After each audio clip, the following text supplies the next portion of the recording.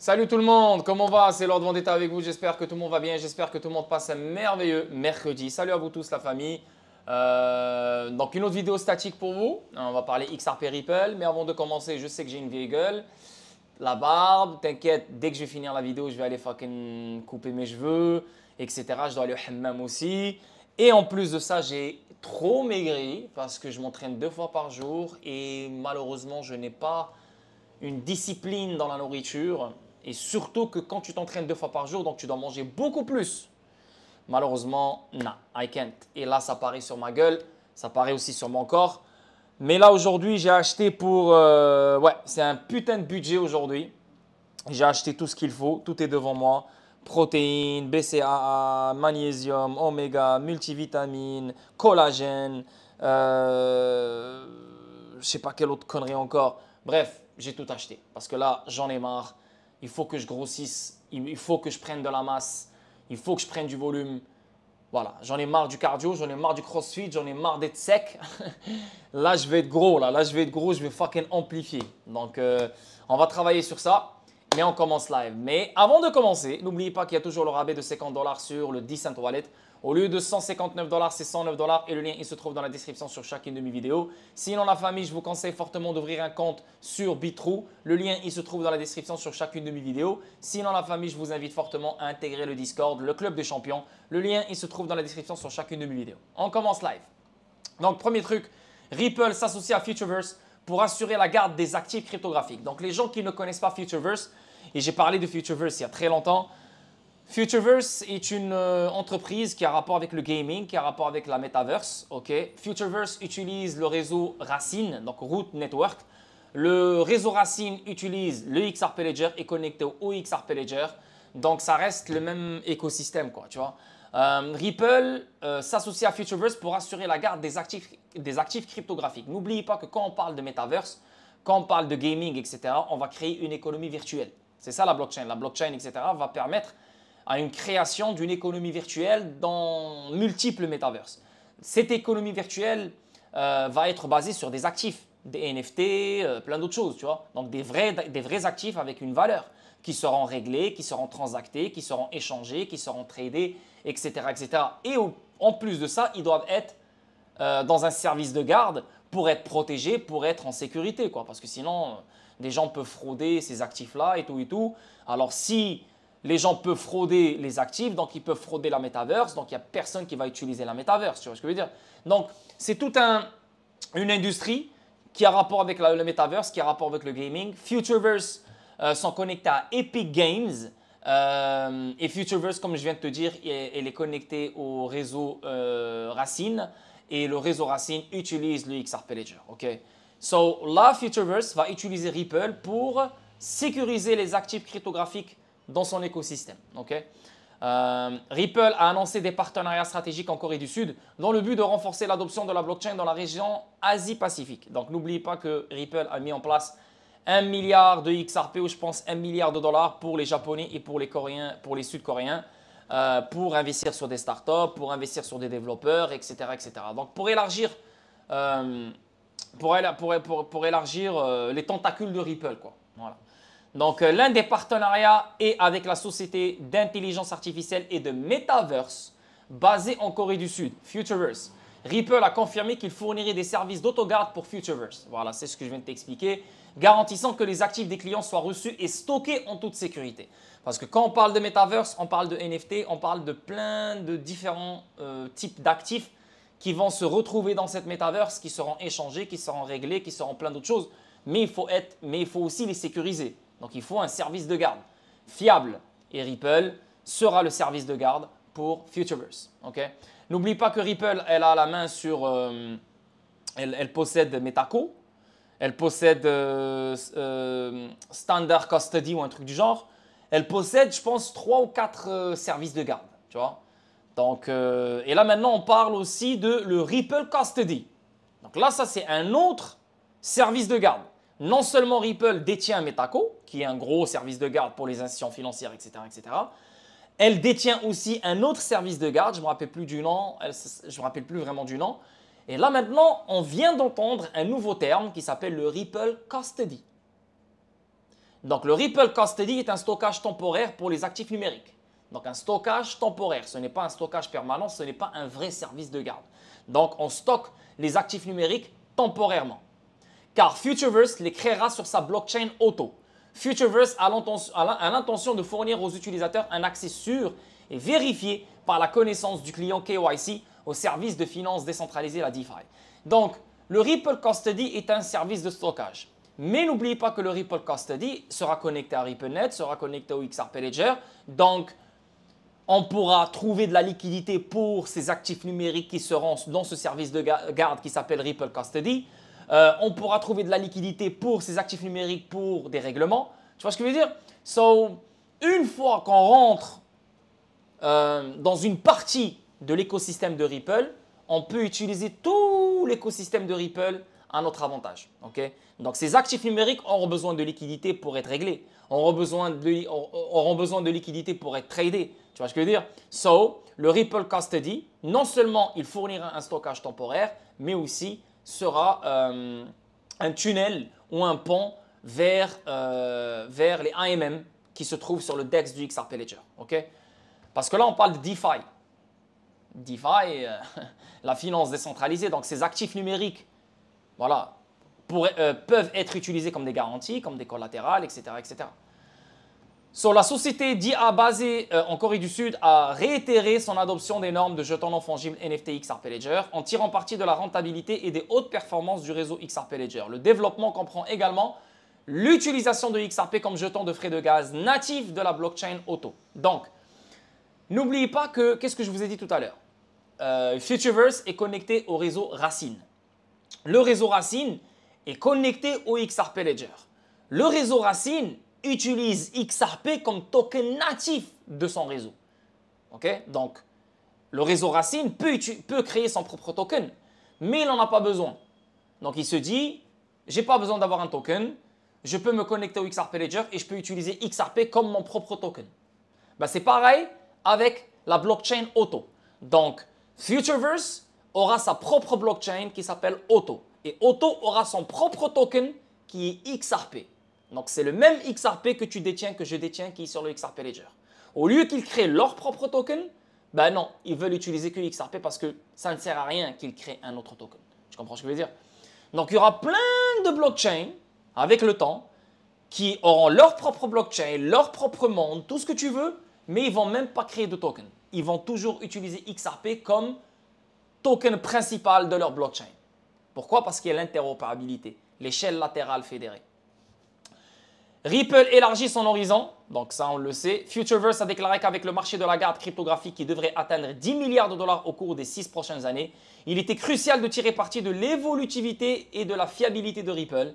La société d'intelligence artificielle a également indiqué qu'elle avait choisi Ripple en raison de son cadre de gouvernance de pointe pour protéger un large éventail d'actifs numériques. Ben ouais, quand tu as un cadre de gouvernance, donc c'est un consensus, donc les validateurs doivent voter et le XRP Ledger, il est tellement obsédé par la sécurité que dès qu'il y a un truc bizarre, il bloque tout, tu vois. Pas il bloque tout, mais il fait le nécessaire pour que la fraude ou n'importe ne prenne pas le monopole sur le réseau, etc. Donc, c'est très bien fait. Et le fait que sa technologie est très bien faite, ça attire les bonnes entités, ça attire les bonnes institutions financières et ça attire, bien sûr, les banques centrales et les banques. Jeffrey McDonald, directeur de la clientèle de Futureverse, a déclaré que la société s'était tournée vers Ripple en raison de ses compétences magnanimes et de sa relation durable avec le géant des paiements. Donc, n'oubliez pas que ces actifs numériques seront utilisés dans des paiements, dans des transactions. Donc, être connecté au meilleur DLT pour les paiements, tu n'hésites pas une seconde. Je veux dire, c'est très bien, quoi, tu vois. Notamment, Ripple accepte un large éventail de crypto-monnaies, y compris les pièces stables. Elle envoie également des fonds fiduciaires locaux à des clients sur plus de 80 marchés différents. Futureverse et Ripple entretiennent une relation de longue date qui remonte à 2023. La société de paiement blockchain et Distay ont mené une collecte de fonds de série A pour Futureverse en juillet, qui a levé 54 millions de dollars auprès d'investisseurs pour sa poussée Metaverse. Donc n'oubliez pas, Metaverse est égal économie virtuelle. Économie virtuelle est égal des vrais actifs numériques qui seront utilisés dans cette Metaverse. Ces actifs-là, c'est comme n'importe quel actif. CBDC, stablecoin, actifs tokenisés, tout ce que tu veux. Donc c'est des vrais actifs qui auront une valeur. L'Internet de la valeur. Tu comprends? Ripple a annoncé mardi d'autres partenariats dans le but de propager l'adoption de la blockchain en Asie. Plus précisément, l'Université Blockchain Research Initiative UBRI de Ripple inclut l'Université Wansei de Corée du Sud comme partenaire. L'Université Wansei devient son 58e partenaire et le 12e en Asie. Donc, là on parle de 58 partenaires. Est-ce qu'on parle de tous les partenaires en général réunis ou on parle que d'universités comme partenaires? Parce que je pense que Ripple a beaucoup plus que 58 partenaires.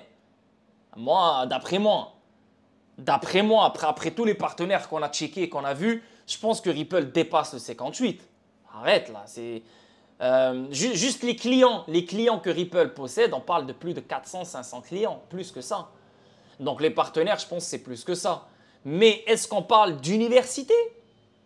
Ça ne m'étonnerait pas. Pourquoi? Parce qu'il y a déjà le MIT, on a déjà Harvard, on a déjà d'autres universités aux États-Unis, donc ça ne m'étonnerait pas de voir d'autres universités ailleurs en Asie, etc.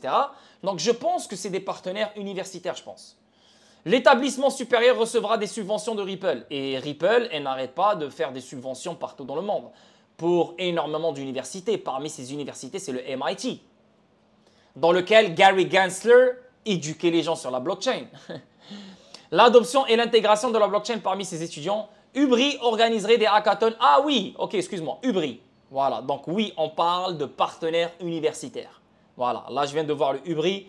UBRI, c'est leur filiale qui a rapport avec les subventions d'université, etc. Donc, l'UBRI organiserait des hackathons et financerait le lancement d'un validateur XRP Ledger dans l'école. Waouh! Le programme de recherche a débuté en 2018 et a reçu plus de 60 millions de dollars de financement depuis sa création. Magnifique. On avance. Ripple USD, stablecoin, pourrait être émis dans des semaines, pas des mois. Ok. Donc, de RLUSD sera entièrement adossé à des actifs en dollars américains testés avec des entreprises partenaires et fonctionnera sur la blockchain XRP Ledger et Ethereum. Donc, comme vous le savez, il y a une interopérabilité entre Ethereum et XRP Ledger. Donc, le stablecoin de Ripple sera sur le XRP Ledger et sur Ethereum. Donc, ce stablecoin-là pourrait être utilisé sur le réseau Ethereum, donc sur des contrats intelligents, sur n'importe quoi. Et bien sûr sur le XRP Ledger parce qu'il va être créé sur le XRP Ledger, il va être émis sur le XRP Ledger. Maintenant, on parle de semaines, pas de mois. Là, on est quelle date? On est quelle date là aujourd'hui? On est le mois de septembre. Donc, quand on parle de semaines, on parle de quoi? 4 semaines, 3 semaines, 8 semaines? I don't know. Donc, ça devrait sortir à n'importe quel moment d'après les dires de Brad Garlinghouse. Mais en même temps, je ne fais pas trop confiance parce que s'il balance un stablecoin, tu donnes toutes les raisons à la SEC de te poursuivre encore une fois parce que la SEC va sûrement trouver des trucs. Ah non, nanana, nanana, tiens, vas-y, on continue, tu vois. Donc, ce qui serait logique, c'est attendre que l'affaire juridique finisse une bonne fois pour toutes. Et bien sûr, surtout que la réglementation voit le jour aux États-Unis. Parce que la seule réglementation qu'on a des stablecoins, c'est en Europe. Pas aux États-Unis, pas encore. Donc, ça serait stupide de sortir un stablecoin sans réglementation, sans rien, en sachant que vous êtes en plein affaire juridique. Donc, est-ce qu'il dit vrai ou pas? Je ne sais pas. La vérité, je ne sais pas. Ripple est sur le point de lancer son stablecoin indexé sur le dollar américain, indiquant un calendrier de lancement de semaines. RLUSD sera entièrement adossé à des actifs en dollars américains, testé avec des entreprises partenaires et fonctionnera sur la blockchain XRP Ledger et Ethereum.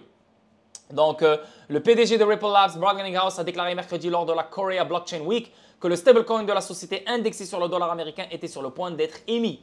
Je sais qu'il y a eu des tests, il y a des preuves, il y a des tests, il y a des RLUSD qui ont été émis, etc., etc. Donc, il y a des tests qui se font en ce moment même.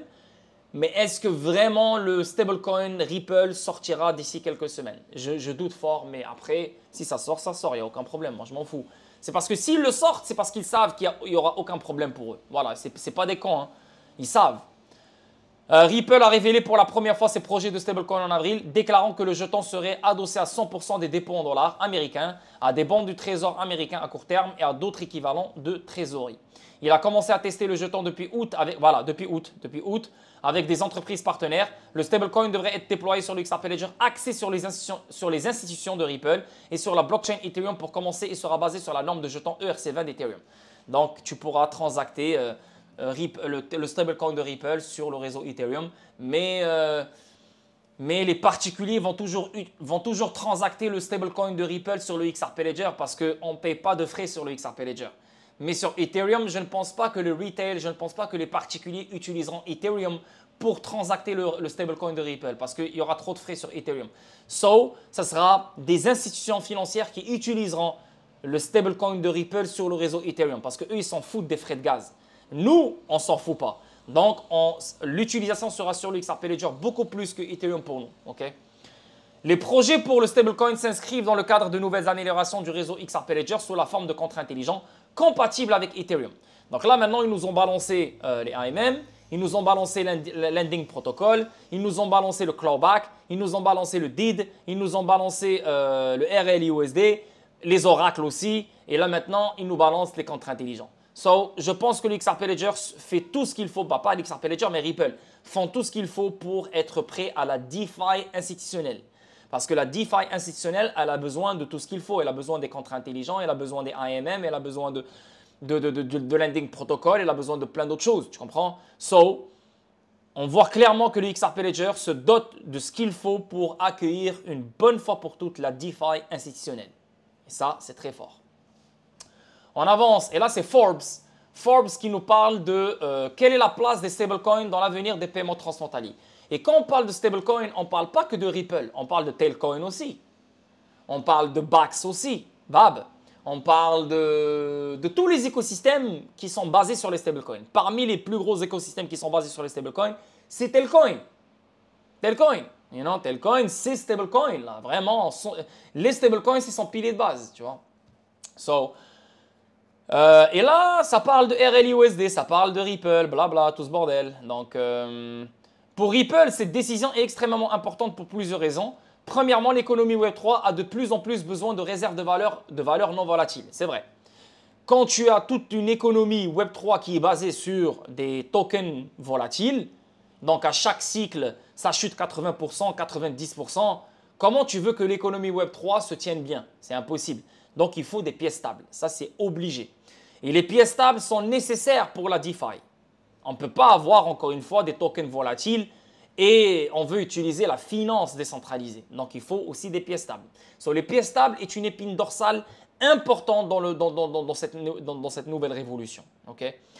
Fin juillet, la circulation combinée de 4 des plus grandes pièces stables adossées au dollar américain, blablabla.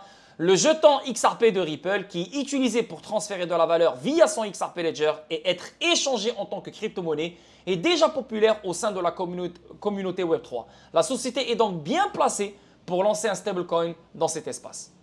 Cependant, une opportunité sans doute plus grande pour l'entreprise est qu'un stablecoin fournit à Ripple un moyen de relancer des liens avec une industrie dont elle était autrefois la coqueluche et qui se tourne de plus en plus vers les stablecoins comme forme d'infrastructure. Les paiements transfrontaliers, voilà, donc les paiements transfrontaliers. Donc la forme d'infrastructure, voilà, là on parle exactement de Tailcoin. Parce que Tailcoin, il a une infrastructure basée sur les stablecoins. Tailcoin sera une banque digitale qui sera la première banque digitale au monde à émettre des stablecoins. Tu vois? Donc ça touche Tailcoin aussi ici. Le RLUSD pourrait s'avérer essentiel dans l'importance des pièces stables dans les mouvements monétaires mondiaux. Pourquoi? Parce que le RLUSD vient d'une compagnie fiable, vient d'une compagnie honnête, vient d'une compagnie transparente. Donc, tu vois, déjà dès le départ, sans hésiter, c'est lui qui sera le plus utilisé, beaucoup plus que le USDC et surtout beaucoup plus que USDT à fur et à mesure. L'opportunité et en plus de ça, Ripple, il est connecté aux banques centrales, il est connecté aux banques, il est connecté aux institutions financières. Donc, déjà qu'ils sont sur RippleNet, déjà qu'ils connaissent le XRP Ledger, déjà qu'ils connaissent XRP, ben, un stablecoin beaucoup plus solide que n'importe quel autre stablecoin, c'est sûr et certain qu'il va être utilisé. Et ça, c'est très bien pour nous. l'opportunité de paiement transfrontalier de Ripple. Et là, encore une fois, il y aura des cons qui vont dire « Ouais, mais Ripple va utiliser RLUSD au lieu de XRP. » Encore une fois, XRP n'est pas un stablecoin. Il faut arrêter de dire n'importe quoi. C'est facile à oublier, mais avant le procès de la SEC, Ripple était le nouveau challenger des paiements transfrontaliers. Grâce à son service de messagerie de paiement basé sur la blockchain Xcurrent, la société s'est avérée être un concurrent sérieux à l'opérateur historique Swift. Et c'est pour ça que moi, ça m'énerve. Ça me dit, ouais, mais XRP, c'est le concurrent de Swift. Non, XRP, ce n'est pas le concurrent de Swift. RippleNet est le concurrent de Swift. Et dans RippleNet, on utilise Xcurrent, qui est littéralement la technologie qui est meilleure que la technologie de Swift. Swift n'a pas un XRP. Swift n'a rien qui ressemble à XRP. Et Swift, tu ne peux pas la comparer à un token.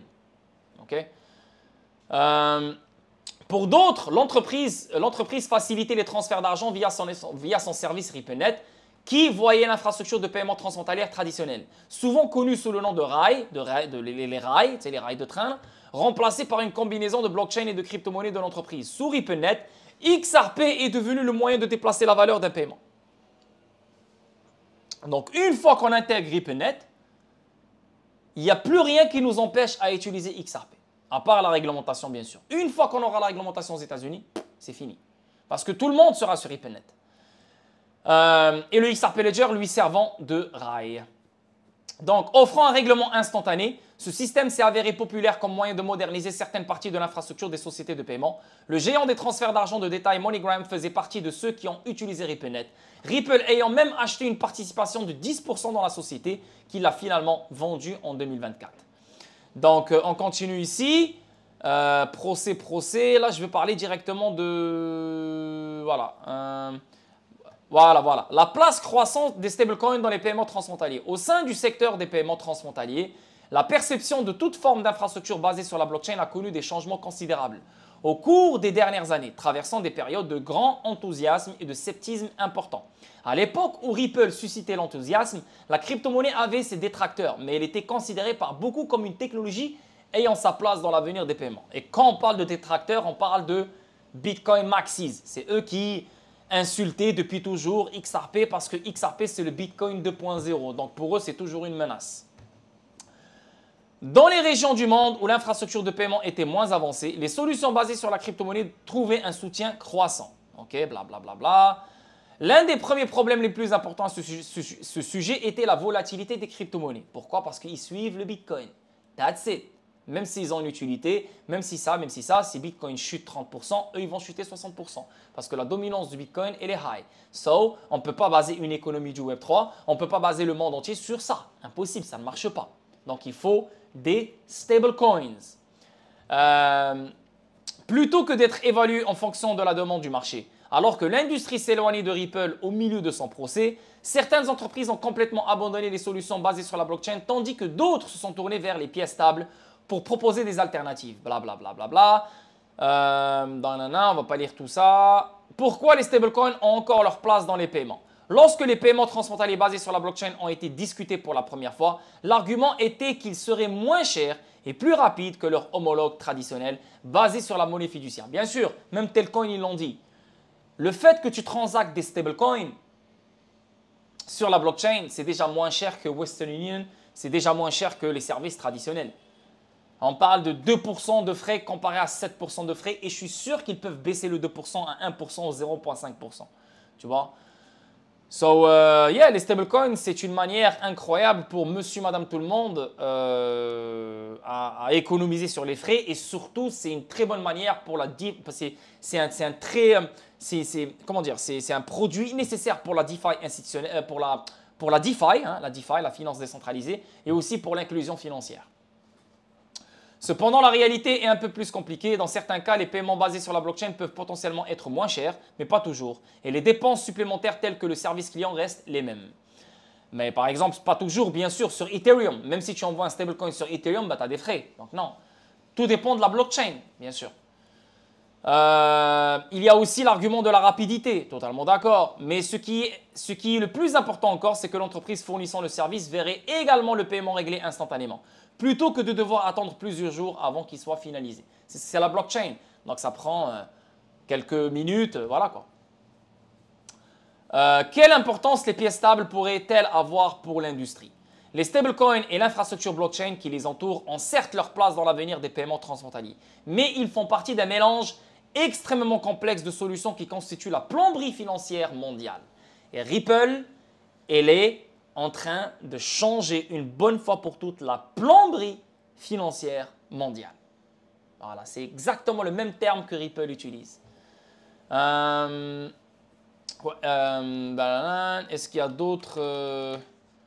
qu'il y a d'autres mentions de Ripple ailleurs? Parce que là, tout ça, tout ce qu'ils disent, on l'a entendu. Hein.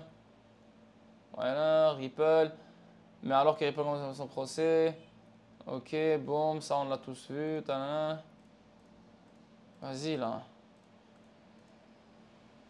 Ok, quoi d'autre encore? Ok, donc un plus grand soutien de l'industrie aux pièces stables ainsi que le retour de Ripple dans cet espace d'entreprise occidentale avec une solution tout en un, contribueront probablement à une plus grande adoption. C'est vrai, parce que tu as ton stablecoin, tu as les contrats intelligents, tu as le XRP Ledger, tu as XRP, tu as l'Interledger Protocol, tu as RippleNet, tu as les AMM, tu as le Lending Protocol, tu as le clawback, tu as le DID, tu as la rapidité, tu as la transparence, tu as la gouvernance, tu as le consensus, tu as des validateurs partout dans le monde, tu as la décentralisation. Je veux dire, et ça c'est que ce qu'on voit. Je veux dire, sans parler de Ripple Payment Direct, sans parler de Ripple Custody. Ça c'est les deux nouveaux ODL. Yo, c'est comme Ripple met tout en place pour une solution tout en un qui bénéficiera aux institutions financières mondiales. Donc, une nouvelle plomberie internationale. Magnifique. On avance. Ici, on parle de rendre l'économie numérique sûre pour les entreprises. Et ici, si on fait une recherche sur Ripple, donc pour ne pas tout lire, parce que sinon, on va mourir. Ici, on parle de axiologie. Donc ça, c'est un projet, une collaboration entre Ripple et SuperHow. OK? Donc, s'appuyant sur cette base posée par les initiatives proactives de l'Union européenne, Ripple et SuperHow se sont lancés dans une collaboration ambitieuse connue sous le nom de projet Axiologie. Cette collaboration sert de catalyseur pour tester et émettre des actifs numériques, notamment des monnaies numériques de banque centrale. Bam! Et les gens qui disent que non, XRP Ledger ne sera pas utilisé pour les CBDC. Et les gens qui disent que non, il n'y aura pas de CBDC qui seront émis sur le XRP Ledger. C'est totalement faux. Voilà votre preuve. Et là, on parle d'initiative proactive de l'Union européenne. Ripple et SuperHow. On parle d'un projet Axiologie qui permet d'émettre des monnaies numériques de banque centrale et des pièces stables. Afin de renforcer la confiance inébranlable des régulateurs dans la sûreté et la sécurité de ces actifs numériques transformateurs. Incroyable. Axiologie est une infrastructure de système de négociation et de règlement de titres tokenisés. Cette infrastructure permet à plusieurs couches des infrastructures actuelles du marché des capitaux de coexister sur une seule couche technologique, conduisant à de multiples synergies, à des efficacités de processus et à de nouveaux modèles commerciaux. Cette collaboration s'inscrit dans le cadre de l'engagement de Ripple à stimuler l'innovation et à faire progresser l'adoption de la technologie blockchain dans le secteur financier. Yes, yes, yes, yes, that's big. Ça c'est une belle nouvelle. Le régime pilote DLT, donc là on parle d'un pilote DLT qui, à mon avis, utilisera la même technologie que le XRP Ledger. Ça me rappelle la plateforme CBDC Ledger. Tu vois, la plateforme CBDC que Ripple a créée pour les banques centrales. Ben là, on dirait que c'est un autre DLT, le régime pilote DLT. Je ne sais pas si c'est un autre DLT ou si on parle du XRP Ledger. Mais si Ripple fait une collaboration avec SuperHow, c'est pas parce qu'ils collaborent pour utiliser un autre DLT, c'est pour utiliser le XRP Ledger. Et ça, c'est puissant. Ah, en plus de ça, on parle de James Wallace. James Wallace, le vice-président des engagements des banques centrales de chez Ripple. Donc, c'est lui qui va parler avec les banques centrales pour les attirer vers Ripple.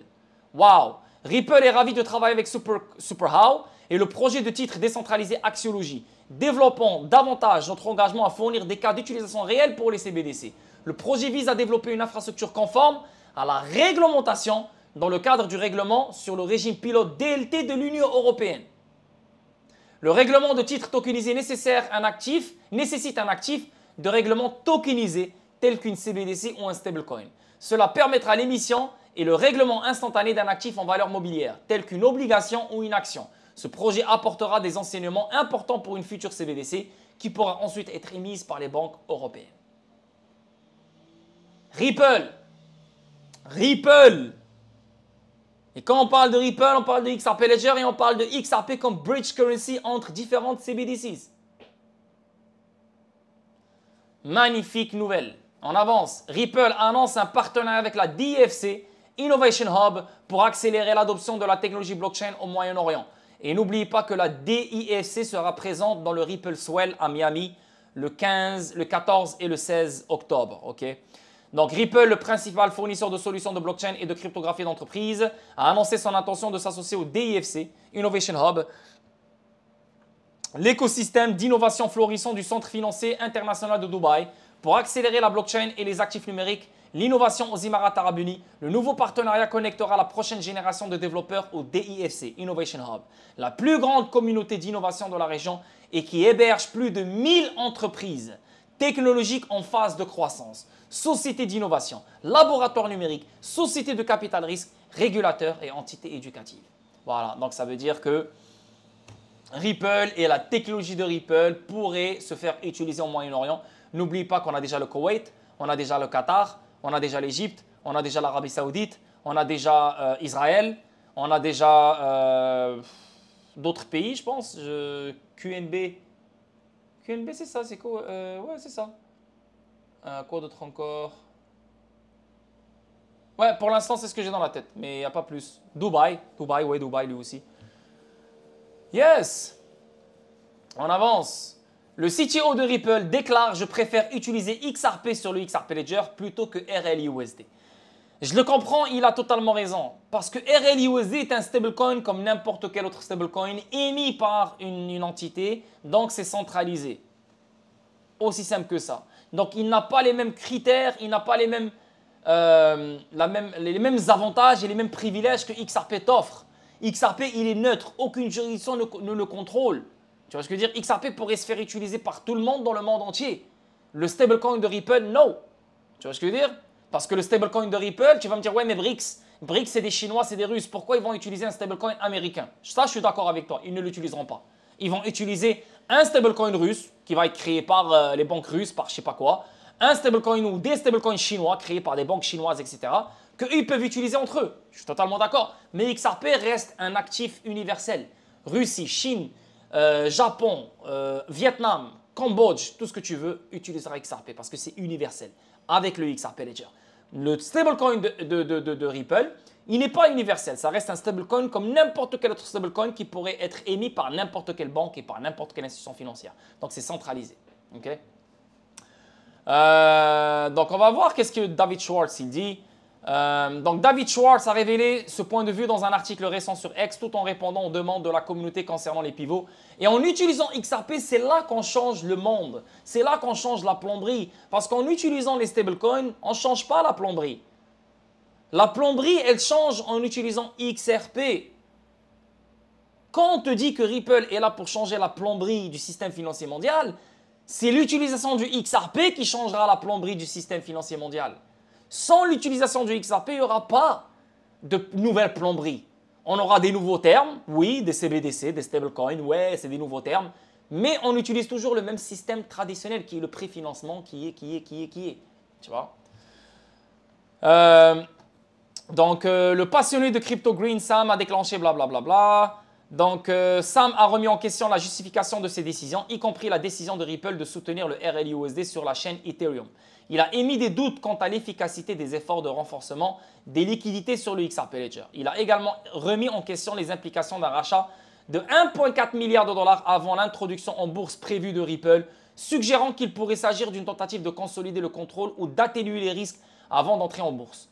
Donc ce gars-là, j'ai vu son tweet hier, il est en train de tout remettre en question. Voilà, sûrement peut-être qu'il s'ennuie ou je ne sais pas. Mais moi, je ne vois rien de fou. Rien de sale, rien de méchant pour même moi, je me pose des questions, la vérité. Donc, je ne sais pas pourquoi le 1,4 milliard de dollars Le rachat d'actions de 1,4 milliard de dollars est quelque chose de bizarre, donc tu devrais te poser des questions. Non, ça c'est des choses qui se font par toutes les compagnies avant de rentrer en bourse. Donc ce gars-là ne sait pas c'est quoi le processus de l'introduction en bourse. Donc pour lui, c'est juste bizarre. Pourquoi il devrait racheter 1,4 milliard de dollars? Frérot, reste à ta place, tu es un YouTuber, tu es un influenceur. Arrête de te prendre pour un économiste, arrête de te prendre pour un banquier, arrête de te prendre pour quelqu'un qui sait exactement comment les choses se font. Non, tu as connu tout ça parce que tu as investi sur Ripple, XRP. Ces gens-là, ils connaissent les choses mieux que toi. Ça fait des années qu'ils le font. C'est leur carrière, c'est leur vie. Donc, ils savent qu'est-ce qu'ils font. Moi, je ne questionne pas ce genre de choses. Et je ne questionne pas le stablecoin. Je ne questionne rien de tout ce que Ripple fait. Parce que Ripple, son but, c'est le XRP. Et les gens ne veulent pas comprendre ça. C'est XRP leur objectif. Donc, tout ce qu'ils feront, c'est pour le bien de XRP. Okay? Ripple CTO réagit, je préfère utiliser XRP sur le XRP Ledger. Totalement d'accord. Pendant ce temps, Jungle, une figure de la communauté XRP, a demandé des éclaircissements supplémentaires à Schwartz. Il a demandé s'il était probable qu'au moins la moitié des paiements RLUSD de Ripple seraient traités sur le XRP Ledger. La question... C'est qu'il est con ce gars-là, man. Oh my God. Il a été émis sur le XRP Ledger. Ok? Je vous l'ai expliqué tout à l'heure. Regardez comment les gens sont cons, ils ne comprennent pas. Moi, je n'ai pas demandé de questions à David Schwartz.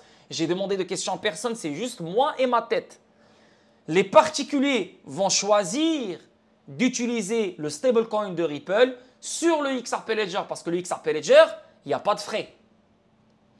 Mais il y aura un type de client comme des institutions financières, comme des banques ou n'importe qui aiment utiliser Ethereum parce que Ethereum est reconnu pour les smart contracts. Ethereum, même David Schwartz, il a dit il a des choses que aucune autre blockchain ne possède dans les smart contracts. Donc Ethereum est un vrai réseau qui est utilisé par des institutions financières. So, vu qu'eux, ils s'en foutent des frais de gaz, alors ils les utiliseront le stablecoin sur Ethereum. Pas forcément que sur Ethereum, mais sur le XRP Ledger et sur Ethereum. Mais les particuliers auront plus tendance à utiliser le stablecoin de Ripple sur le XRP Ledger parce qu'il n'y a pas de frais. OK? Donc, la liquidité, elle sera où? Les paiements, ils seront où? Ils seront sur les deux. Ils seront sur les deux. Mais n'oublie pas que le stablecoin est émis sur le XRP Ledger. Donc, d'office, le XRP Ledger est considéré ici. La question de Jungle faisait allusion à des inquiétudes quant au rôle futur du XRP Ledger dans le flux de paiement plus large de Ripple. Ils questionnent tout et n'importe quoi. Ils sont inquiets sur tout. Et surtout, ces gens-là, ils sont là avant moi. Ils sont dans XRP avant moi, des années avant moi. Tu vois? Et c'est eux qui ne comprennent pas ce que Ripple essaye de faire. Tu vois? Parce que ces gens-là, ils étaient concentrés sur les conspirations, ils étaient concentrés sur XRP sera backé par le gold, XRP sera ci, sera ça. Et là, quand Ripple, maintenant, elle change les choses pour son bien, ben, ils sont tous perdus.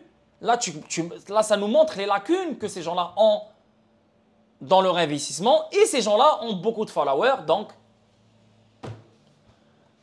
vous connaissez la suite. En réponse, Schwartz a souligné qu'il préférait voir Ripple utiliser XRP sur XRP Ledger plutôt que de s'appuyer sur le RLUSD. Il a noté que la plupart des membres de la communauté seraient probablement d'accord pour dire qu'il est plus souhaitable d'utiliser le XRP Ledger pour les transactions parce qu'il n'y a pas de frais. Schwartz a également souligné les avantages de l'utilisation de XRP Ledger, tels que les économies associées aux échanges centralisés. Cependant, les réponses de Schwartz n'ont pas pleinement répondu aux préoccupations de certains membres de la communauté. On ne va jamais répondre aux préoccupations de certains membres de la communauté. Jamais, parce qu'une fois que tu réponds à une question, tu as une autre question, tu as une autre question. Les gens ne finissent jamais avec leurs questions. C'est ou bien tu comprends, tu ne comprends pas. Si tu ne comprends pas, ferme ta gueule, va ailleurs. Si tu comprends, ben c'est bien pour toi. Franco Capello, par exemple, a proposé une approche alternative en demandant pourquoi ne pas simplement adopter le RLUSD pour les paiements et utiliser le XRP comme jeton de gaz. Tu vois? Tu vois les gens cons. Tu vois? Donc XRP, ils l'ont limité à un simple jeton de gaz. C'est vrai, dans un sens, c'est le carburant du XRP Ledger, comme n'importe quel autre jeton. HBR, TEL, n'importe. Mais XRP, il est beaucoup plus qu'un jeton de gaz. C'est fou. C'est fou. C'est fou comment les gens sont vraiment cons. Capello a fait valoir qu'avec l'introduction de contrats intelligents, Ripple pourrait développer un stablecoin surdimensionné similaire au DAI qui éliminerait le risque de contrepartie et la volatilité tout en tirant parti des atouts du XRP. Quel atout du XRP? Comment tu peux intégrer les atouts du XRP à un stablecoin émis par une entité centrale? Une entité américaine. Comment tu veux que ce stablecoin soit utilisé par les Chinois, par les Russes, par les Iraniens, par... Tu comprends? Autre préoccupation concernant le pivot des contrats intelligents de Ripple. Donc là, maintenant, regarde. Ils ont sorti le stablecoin, préoccupation. Ils ont sorti les contrats intelligents, préoccupation. N'importe quoi qui sort pour améliorer le XRP Ledger et améliorer les choses, ça devient une préoccupation. Donc je ne comprends pas, est-ce que c'est des investisseurs ou c'est des psychopathes? Je ne comprends pas. Tout ce qui est bon pour que le XRP Ledger puisse être dans la compétition contre d'autres blockchains et ramener le plus de valeur et ramener le plus de transactions dans lui. Donc, ça veut dire que Ripple doit ajouter les contrats intelligents, doit faire ce que les autres blockchains proposent, mais d'une meilleure façon, tu vois, pas n'importe comment. C'est pour ça que Ripple prend son temps avant d'ajouter un truc, tu vois. Maintenant, c'est devenu une préoccupation. Comment les contrats intelligents sur le XRP Ledger peuvent devenir une préoccupation? Essaye de m'expliquer. Et non. Le décrivant comme une fausse piste. L'intervenant a souligné que l'incapacité précédente à mettre en œuvre des contrats intelligents était attribuée à des préoccupations concernant le ralentissement des paiements. Mais ce problème n'est désormais plus pertinent avec RLUSD sur Ethereum. Il craignait que ce changement puisse miner la valeur du XRP et trahir ceux qui ont soutenu Ripple lors de ces contestations judiciaires. Il suggère que Ripple pourrait donner la priorité à ses intérêts par rapport à ceux de la communauté XRP. J'ai rien compris. Mais les gens sont préoccupés pour rien et n'importe quoi. Moi, je suis content de voir le XRP Ledger avec ses propres contrats intelligents. Je suis très content de voir Ripple, de les voir ajouter les contrats intelligents d'une façon native sur le XRP Ledger. Trop content. Je pensais jamais que ça allait arriver. Depuis le temps qu'ils voulaient ajouter les contrats intelligents sur le XRP Ledger, depuis le début. Mais ils ont dit non, les paiements sont trop lents. Donc, on va se concentrer sur les paiements. Et c'est pour ça qu'ils ont travaillé sur l'Interledger Protocol. Et c'est là que Ethereum a vu le jour. Parce que Vitalik, il était un stagiaire de Ripple. Donc, lui, il a compris que Ripple a délaissé les contrats intelligents. Lui, il est sorti de chez Ripple. Il a créé Ethereum, donc la première plateforme de contrats intelligents. Tu comprends ce que je veux dire? Mais Ripple, d'après ce qu'on est en train de voir maintenant, Ripple n'a jamais délaissé son premier objectif qui est les contrats intelligents. Donc, avec le temps, on a eu Evernode. Et Evernode, ce n'est pas Ripple. Evernode, c'est des développeurs qui ont décidé de créer une couche 2 qui ramène les contrats intelligents sur le XRP Ledger. Sûrement que Ripple a compris que cette couche 2 ou un truc du genre, ça ne va pas fonctionner, tanani, tanana, tanana. Donc, on s'en bat les couilles. Je ne sais pas si Evernode est toujours là. Je ne sais pas si ça va toujours rester là. Mais si tu as des contrats intelligents natifs sur le XRP Ledger, ben Evernode n'a plus besoin d'exister sur le XRP Ledger. C'est la vérité. Et après, on a décidé d'ajouter les hooks, donc les crochets. C'est là qu'on a vu le réseau XAO. Donc, ce n'est pas Ripple qui a créé le réseau XAO. Ce n'est pas Ripple qui a... Tu vois ce que je veux dire? Donc, ce n'est pas Ripple, ni Evernode, ni XAO. Ripple, ils veulent leur propre truc. Je suis totalement d'accord. Les AMM, les oracles, le lending protocol, tout ce que tu veux. Là, maintenant, on parle de contrats intelligents nativement implantés. Et ça, c'est extrêmement puissant. Donc, Schwartz clarifie la position de Ripple sur les contrats intelligents. XRP Ledger via EVM Sidechain au milieu des inquiétudes. Il y a toujours des inquiétudes. La vision de Ripple pour les contrats intelligents. Rappelons qu'hier, The Crypto Basic a confirmé que Ripple avait annoncé son intention d'améliorer le XRP Ledger en ajoutant une fonctionnalité de contrat intelligent via deux voies principales. Le premier implique une sidechain EVM, actuellement en développement en collaboration avec Persist. Pendant ce temps, la deuxième option impliquera une proposition XLS pour activer les contrats intelligents directement sur le réseau principal XRP Ledger. Ripple a confirmé qu'il solliciterait le soutien de la communauté à ce sujet. Cependant, l'annonce ne mentionne pas l'essai de Hook, un protocole conçu par le XRP Ledger Labs. Le XRP Ledger Labs, ce n'est pas Ripple. Le XRP Ledger Labs, c'est un groupe de développeurs qui aiment le XRP Ledger et qui développent sur le XRP Ledger. Donc Hook, ce n'est pas Ripple. Evernote, ce n'est pas Ripple. Spécifiquement pour les contrats intelligents natifs sur le réseau principal, l'équipe XRP Ledger Labs a toujours fait pression pour Hooks dans le passé. Mais le CTO de Ripple a exprimé des préoccupations en matière de sécurité. Donc voilà, la preuve comme quoi Ripple, la sécurité avant tout. Il n'y a pas de problème, vous êtes des développeurs, il n'y a pas de problème, vous aimez le XRP Ledger, vous voulez développer, vous voulez nous aider, mais non. La sécurité, les hoax, ils peuvent se faire frauder, ils peuvent se faire scammer, ils peuvent se faire infiltrer ou n'importe. Et là, on peut niquer tout le système, ça ne marche pas. Donc, dès qu'il y a une faille, on arrête. Et c'est pour ça qu'ils ont décidé de créer les contrats intelligents nativement sur le XRP Ledger. C'est la meilleure solution.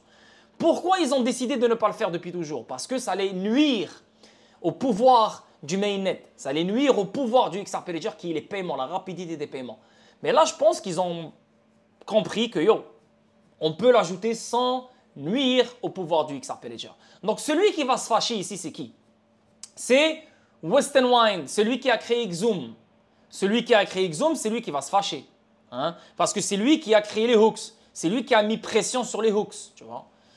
Donc, l'omission de hooks parmi les options possibles dans la dernière annonce a suscité des questions, notamment de la part de Weston Wine, qui a estimé que hooks méritait d'être pris en considération, surtout compte tenu de sa mise en œuvre réussie sur Xao, une nouvelle chaîne. Oui, mais ça reste.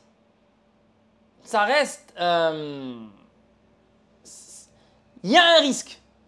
Il y a un risque de nuire à la sécurité du XRP Ledger.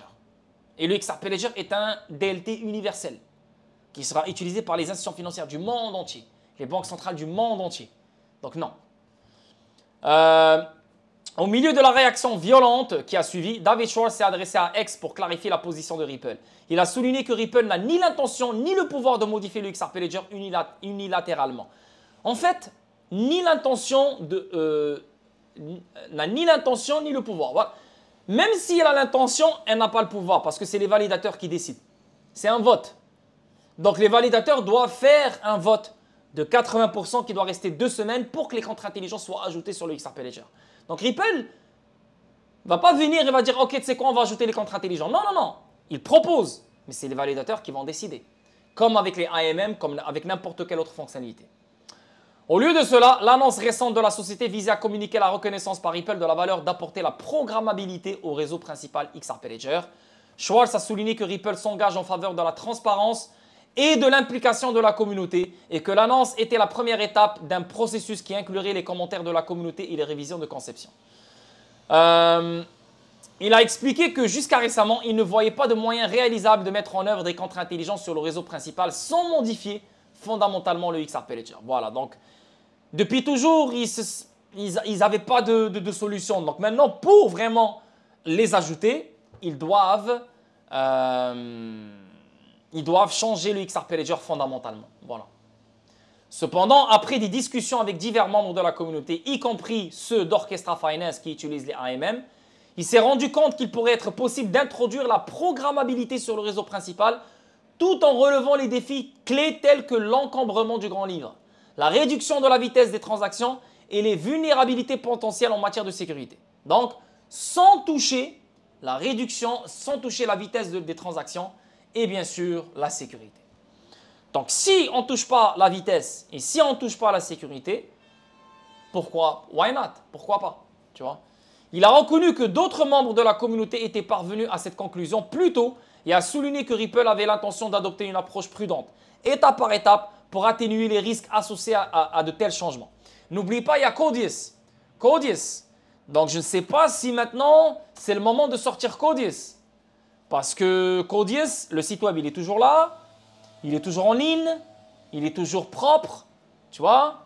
Et là, on voit clairement que Codius, c'est écrit en rouge ici, comme quoi il est en mode bêta. Codius, c'est un programme de contrats intelligents. Mais c'est des contrats intelligents extrêmement intelligents. Tu vois, donc c'est un protocole d'hébergement. Voilà.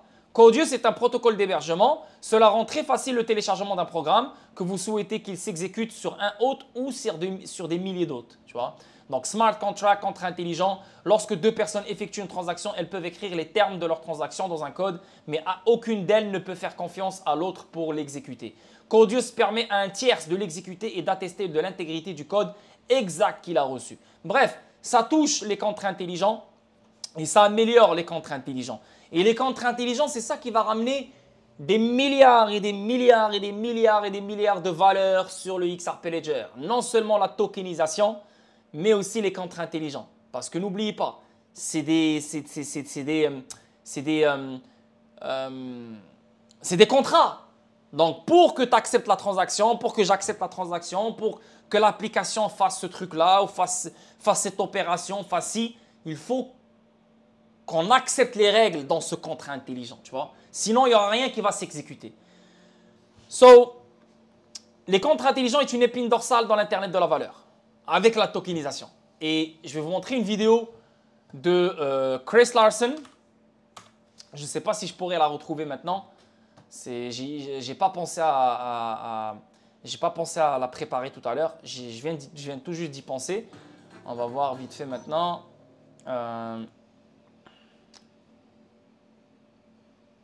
Juste un petit moment tout le monde. Yo, j'ai fucking faim là. Wouh. J'ai hâte d'aller manger. Donc, oh fuck, ferme ta gueule toi. Donc, Chris Larsen, Codius, si je ne me trompe pas. J'espère que je vais trouver une vidéo. Ah voilà, c'est la bonne vidéo. Allez, on écoute. Mais pourquoi ça sort pas? Ah oui, putain, c'est que je suis con. Désolé.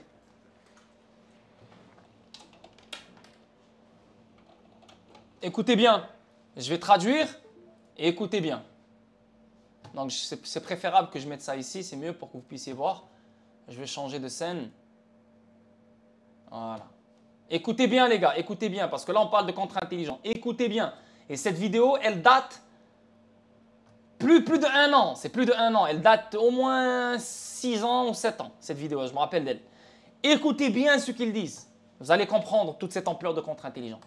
This is my favorite panel of the day. You hit on so many topics. Anyway, thank you for that. I guess just kind of, I don't know. This is my favorite panel of the day. You hit on so many topics. Anyway, thank you for that. I guess just kind of, I don't know, pushing out sort of, since we've covered so many different topics, sort of pie in the sky, Ripple Labs is developing something called Codius.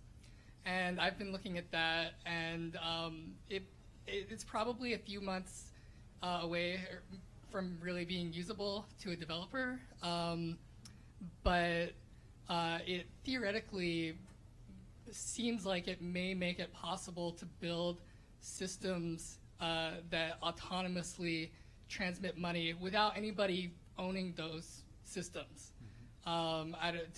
Basically, I guess, Chris, do you have any idea of maybe how that might be used, and maybe does anyone else have any comments on autonomous money transmitting systems in the cloud, in the ether? Sure, yeah. No, we're really excited about Codius, and you know, that's Stefan Thomas and Evan Schwartz, absolutely brilliant engineers who have been spearheading that, along with an increasing number of our staff. So a lot of it is obviously smart contracts. Smart contracts have traditionally been attached to distributed ledgers. I think originally it was thought that you'd have distributed ledger first, and then you'd have smart contracts built on top of it.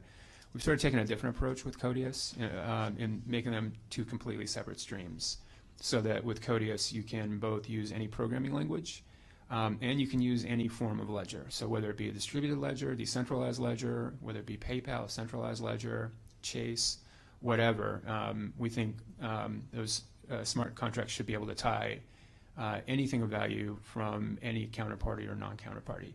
So that's a kind of a fundamental foundation of it. But what that should do then is allow, to your point, the idea of autonomous agents. So a good example would be, you know, today the only kind of autonomous agent that can exist is basically a virus, which is usually having to do bad things to support itself.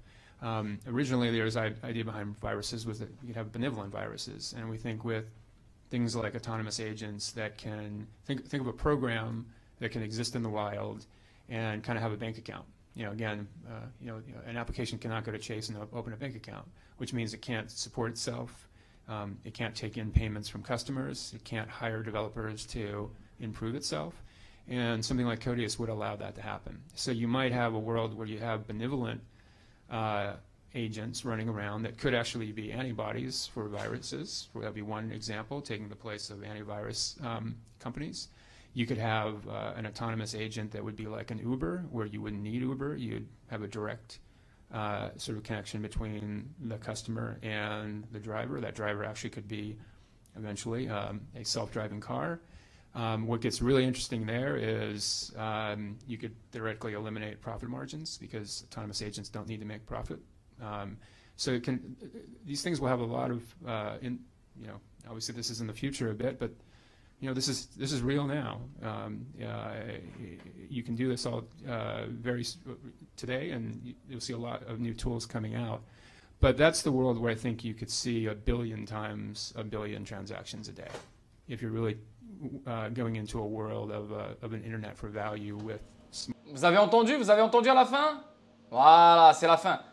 Mais c'est le monde dans lequel je pense que vous pourriez voir 1 milliard de fois, 1 billion transactions a day. 1 milliard de transactions par jour. If you're really going into a world of an internet for value. Et voilà, on parle de l'internet de la valeur. Donc la tokenisation et bien sûr les contrats intelligents, c'est eux qui vont ouvrir les robinets de l'internet de la valeur. Donc je voulais vous montrer cette vidéo, je l'avais montrée il y a longtemps, donc c'est juste pour un rappel. Parce que les gens pensent que les contrats intelligents vont nuire au XRP Ledger, les gens pensent que les contrats intelligents vont nuire à XRP, je ne sais pas à quoi ils pensent, toujours inquiets, toujours préoccupés, toujours. Regardez qu'est-ce que les maîtres ils disent. Ok. N'oubliez pas que Ripple ne peut pas décider d'ajouter les contrats intelligents elle-même toute seule. Les AMM, on a fait un vote. Le Lending Protocol, on a fait un vote.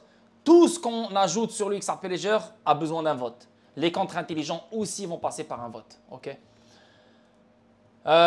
Ici, Flare, donc le CEO de Flare, qui est très content par cette nouvelle. Tu vois, tous les développeurs et tous ceux qui sont vraiment investis dans le game, ils sont contents. Mais tu as les particuliers qui ne sont pas contents. Va comprendre. Le PDG de Flare Labs déclare que les contrats intelligents sur l'XRP Ledger rendront FXRP encore meilleur.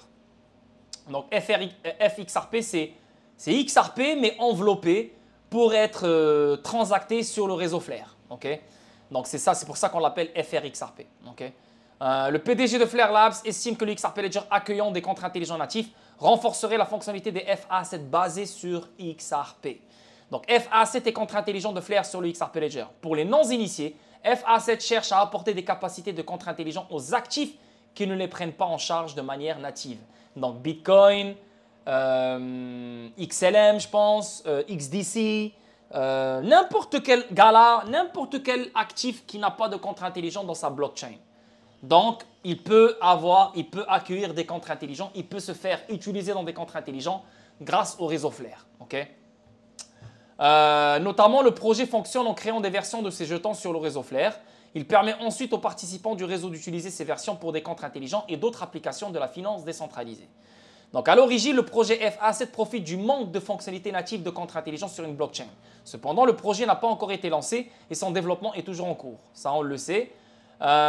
Aujourd'hui, avec l'accent récemment mis par Ripple sur l'ajout de fonctionnalités natives de contrats intelligents à XRP Ledger, certains membres de la communauté pensent que FXRP pourrait devenir obsolète avant même de décoller. Tu vois, ça ne fait aucun sens. Regarde, certains membres de la communauté, et quand tu parles avec le PDG de Flare, il te dit qu'il va devenir encore meilleur. Et les particuliers, toujours négatifs. Toujours négatifs. C'est la merde, on est inquiet, tanani, tanana, tanana. Tu vois? C'est malheureux, c'est comme ça, c'est qu'est-ce que tu veux.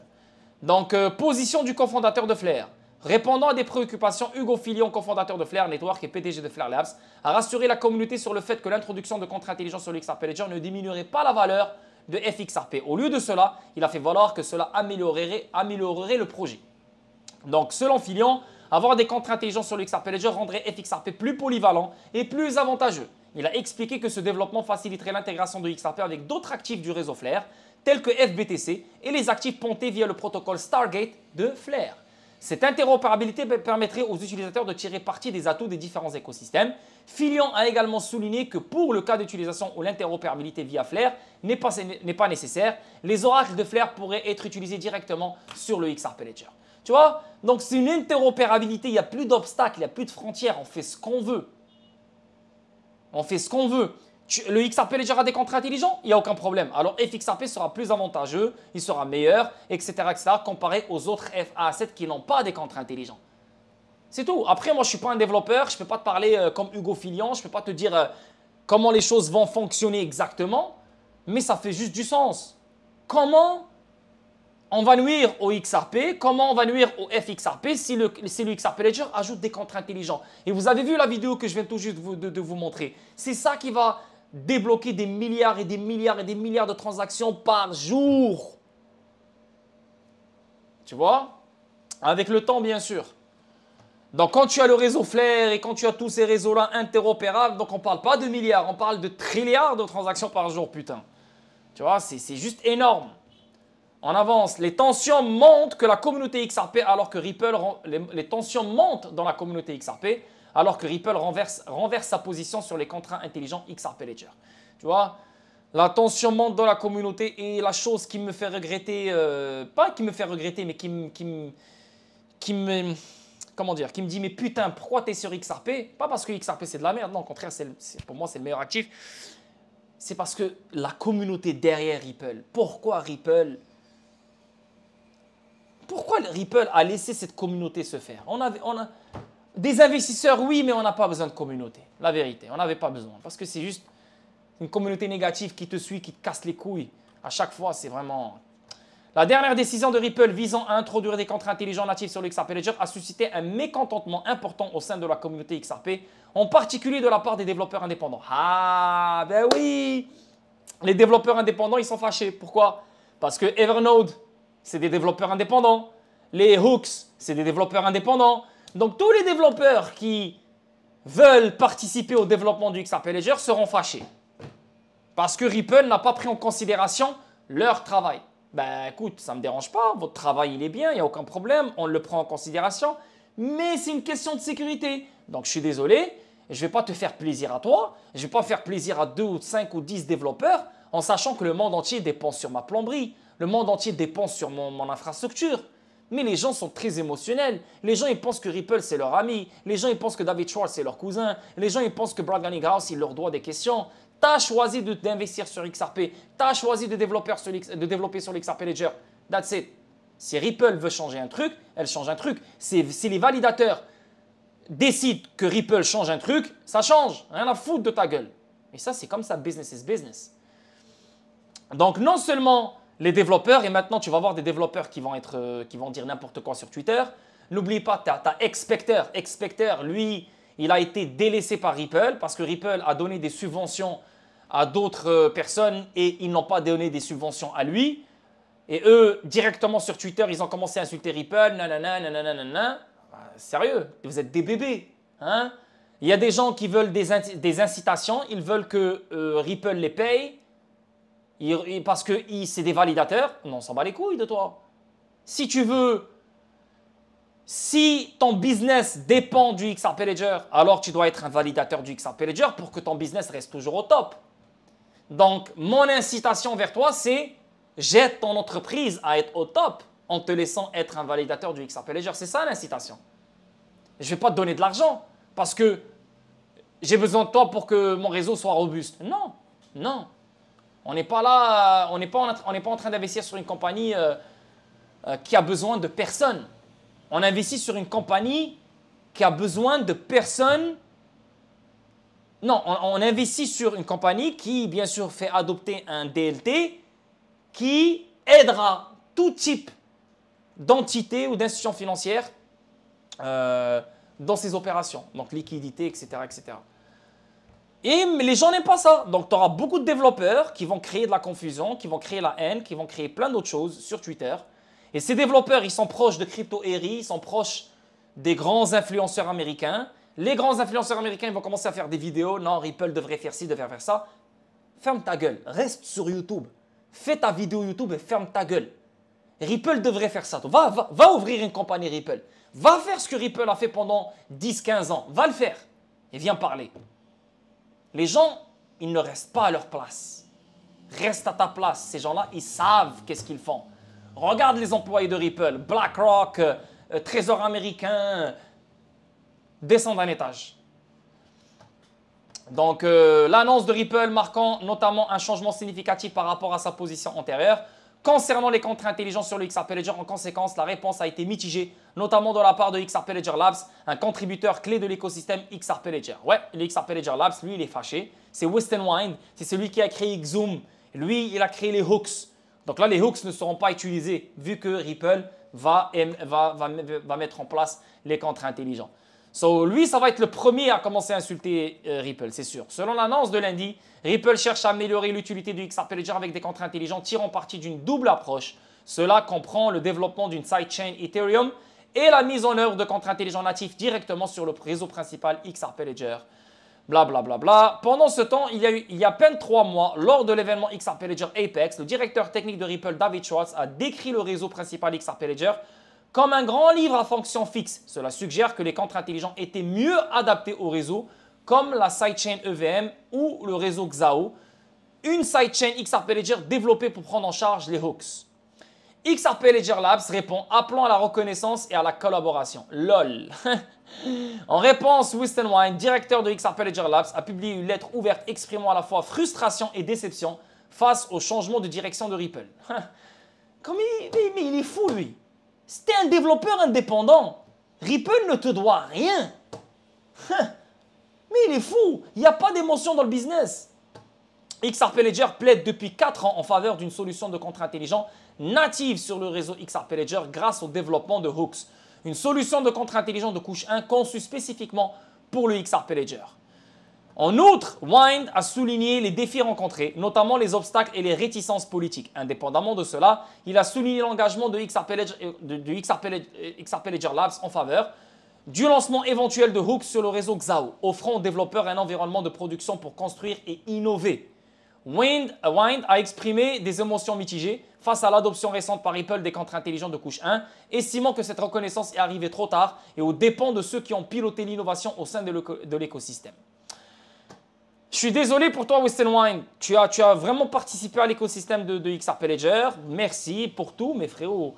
Business is business, man. Ripple va toujours faire ce qui est mieux pour elle. Parce que c'est beaucoup plus gros que toi et moi et de nous tous.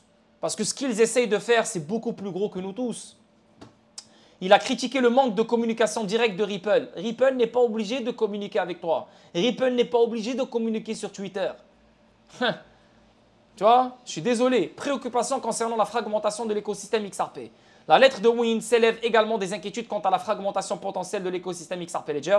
Il a exhorté Ripple à prendre en charge la technologie hooks existante sur le réseau principal, avertissant que suivre une voie distincte pourrait aliéner les développeurs dédiés et fracturer la communauté. Non, non. Les développeurs dédiés, ils sont là pour leur propre intérêt. On n'a pas besoin de ces développeurs-là. Allez niquer vos mères. Fracturer la communauté. Quelle communauté? Des communautés qui sont une communauté qui inquiète pour tout et n'importe quoi? Une communauté qui stresse pour tout et n'importe quoi? Une communauté qui pleure pour tout et n'importe quoi? Nique sa mère la communauté. Il nique sa mère les développeurs qui sont là que pour leur intérêt et qui veulent une reconnaissance. Ta mère, casse-toi, on n'en a pas besoin. La preuve, Ripple ne paye même pas les validateurs qui sont là pour sécuriser le réseau. C'est correct, c'est normal. C'est tout. Business is business. La lettre rappelle Ripple a présenté une proposition complète démontrant un véritable engagement à soutenir l'innovation communautaire plutôt que de tenter de réinventer la roue. L'innovation communautaire, est-ce que Ripple a été créé pour la communauté? Est-ce que XRP Ledger et XRP ont été créés pour la communauté? On est des investisseurs, vous êtes des développeurs, c'est tout. Mais ce que Ripple met en place, c'est pour le monde. On est qui, nous, pour dire ce que Ripple doit faire? On est qui, nous, pour prendre la place de tous ces gens-là qui travaillent pour Ripple? Hein? On est qui? Dis-moi, on est qui? On est qui? On est qui? Je veux savoir, est-ce qu'on connaît mieux que ces gens-là? Ok, Weston Wind, t'es un développeur, j'ai rien à dire. Parfait, t'es un développeur, bravo. Tu connais plus de choses. Mais est-ce qu'on connaît mieux que ces gens-là? Hein? Attends. C'est où on peut voir c'est où on peut voir les employés. Je me rappelle plus, je sais pas où aller. Ah, fuck, j'ai oublié, man. Je sais pas où aller pour les employés, là. About Us, je pense. Voilà, About Us. About Ripple, Career Overview. Ah, putain, je sais pas où aller, là.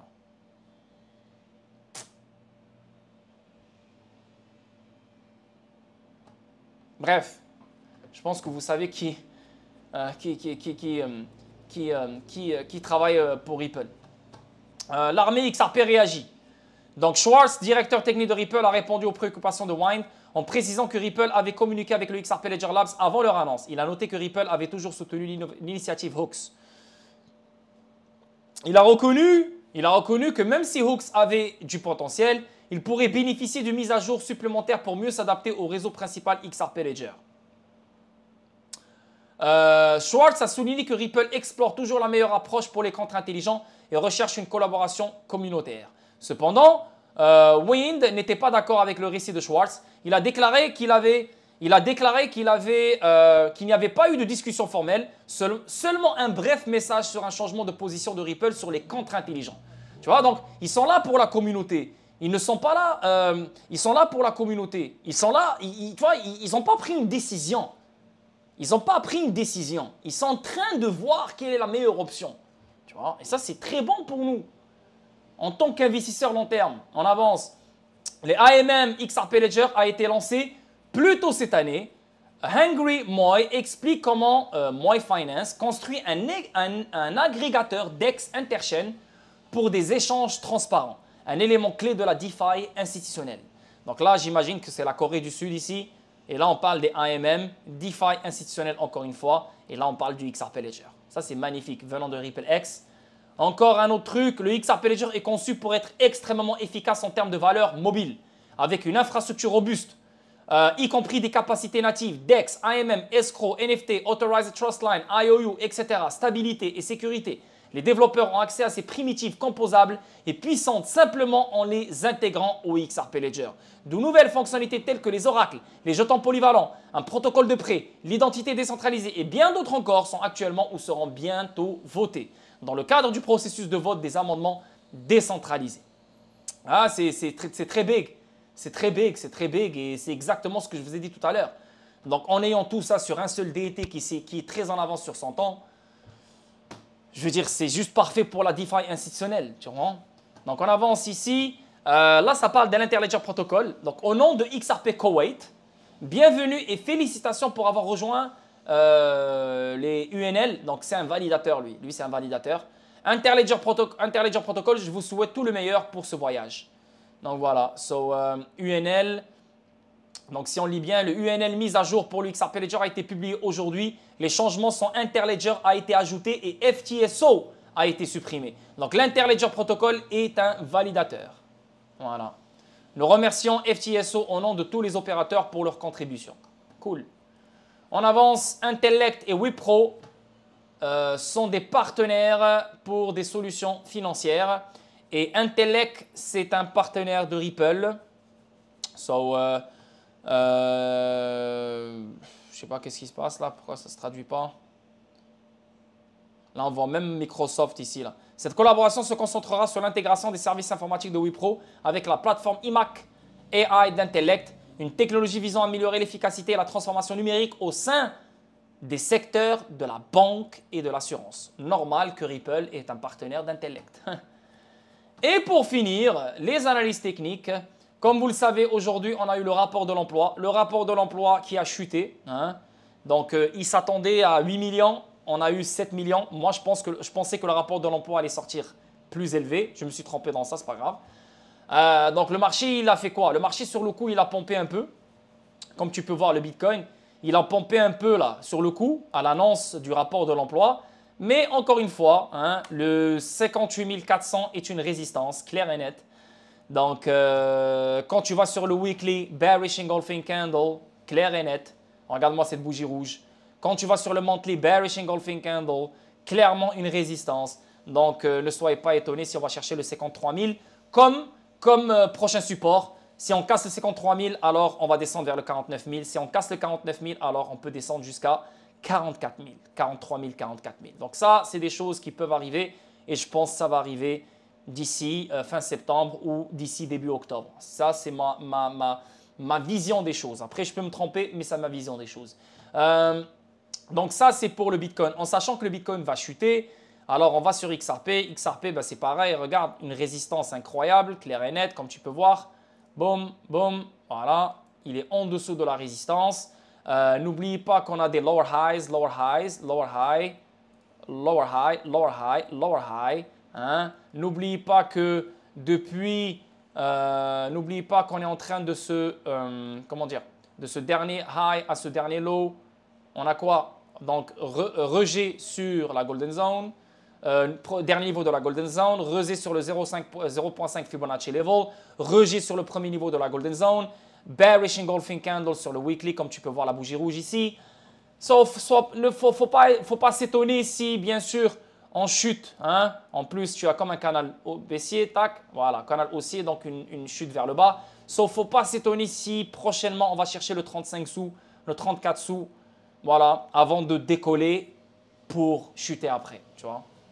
On va voir. Donc maintenant, court terme, je pense qu'il y a plus de chutes parce que je pense que Bitcoin va chuter. Ok, donc voilà les analyses techniques pour XRP. Et 1h15, j'espère… Oh shit, ne me dis pas que j'ai… Ah ouf, j'ai eu peur.